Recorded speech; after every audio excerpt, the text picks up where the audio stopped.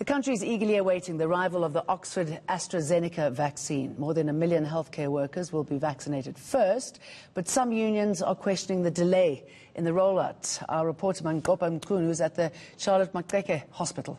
What are you finding there? How's it going to play out there, Manqoba?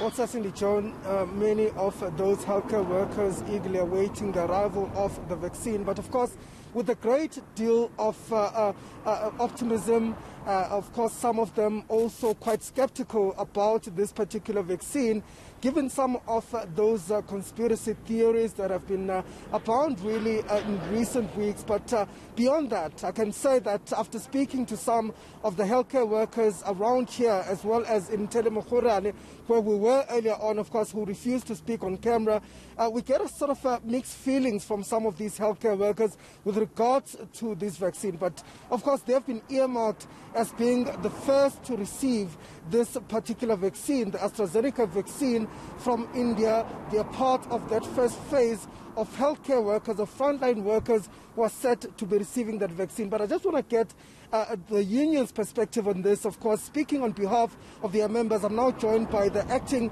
General Secretary of DINOSA, Ubabu Kasim Likhwati. Kasim, thank you for your time this morning. Let's get a sense. The vaccines are arriving, of course, in the country today. How are the healthcare workers feeling about it? Thanks for hosting us. Indeed, you're correct. There are mixed feelings in relation to the vaccine being brought into the country, looking at the timing thereof also. But as we say, we have different views on this thing, but we are happy that at least that the government kept its promise to get the vaccine. And the next part is the rollout thereof. And we've been saying this in the past, that there's a lot of education, there's a lot of involvement of healthcare workers into the distribution and the rollout of the vaccine. And we want to believe, now that it has arrived today, they must really make an effort to make sure that there is full participation, there is enough education, so that to clear this myth and the suspicions that goes around with it and so. What are your members telling you in terms of, the vaccine themselves? I mean, some that you spoke to are saying that they don't want this vaccine. Yeah, you'll appreciate the fact that we are different. And there are, and I will not hide to say, there's a lot of members out there who feel that this vaccine, they don't want it. And coupled with that, though they don't come up openly, is the raw deal they've received from the department in terms of the salaries increases and all the other benefits. That has really contributed, one way or the other, for negativity to say they don't want this thing. Two, there's also a lot of rumor that within a short space of time, they managed to produce this vaccine. Why, when there was HIV and AIDS, no vaccine has been done, and they have not been brought on board that there were even studies being done in relation to this thing.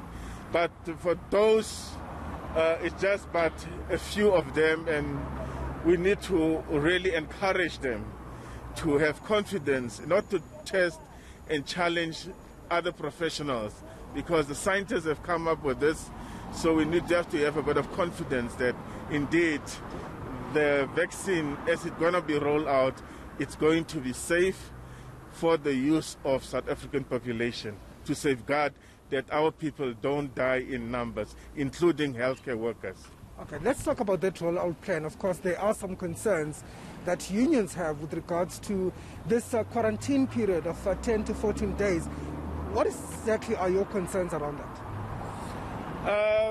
When we heard about the quarantine of the vaccine, our understanding as health professionals is that once you receive a consignment of this nature from outside of the country, you have to do due diligence to check that the vaccine is a correct vaccine. There's no tampering going on, the amount which we have ordered is the correct amount, and it have to go to certain trials to be checked by the scientists in the laboratories to see that they have not ordered or something, or they are given something they have not ordered. Because things do happen, mistakes do happen, and it will be, in our view, it will be irresponsible of the government to receive the vaccine without doing due diligence and then go ahead and distribute it. They have to check, among other things, is it the correct vials? Is it not contaminated? Are the vials not broken? So that in the event they are broken, they must be replaced, so that they can satisfy the population, including us, because as the union, we are the we are the advocates of our members. So we don't want our members to get something negative, because in return, if they don't check their vaccines, we will have to take issues up with them. Let's speak about that plan itself. I mean, are you satisfied with the distribution plan that government has in place for this particular vaccine? We are not satisfied with the rollout plan, because up to today, they have gone ahead without involving nurses. And we are saying as DINOSA, when you embark on such a program and you exclude nurses, you are on a recipe for disaster. Because history has taught us that not so long ago, when we were having the treatment for ARVs, nurses were excluded, doctors were the only ones running with it. Then they realized that no, we need to involve nurses. Then they started a program called NIMART, Nurse-Initiated Treatment. And in that way, we managed to reduce the exposure and or the death rate within the country. So this is an avenue, this is a campaign. The government will have to bring nurses on board, because it doesn't make sense for you to go and inject people. When they ask you questions, you don't have any knowledge about it. So you need knowledge, you need to be informed, because people are very skeptical about the vaccine. So they need to be educated so that they can give proper information, what we call informed consent, so that our population can, those who want to take it must take it. You must remember, no one is forced to take the vaccine, but they will be encouraged to take the vaccine for their own good and that of their families. Okay.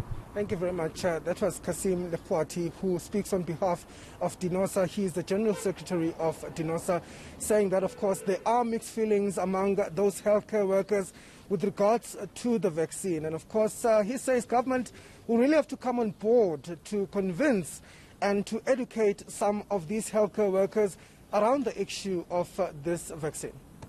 Thanks very much for that. It's a historic moment for South Africa in the fight against COVID-19. The first 1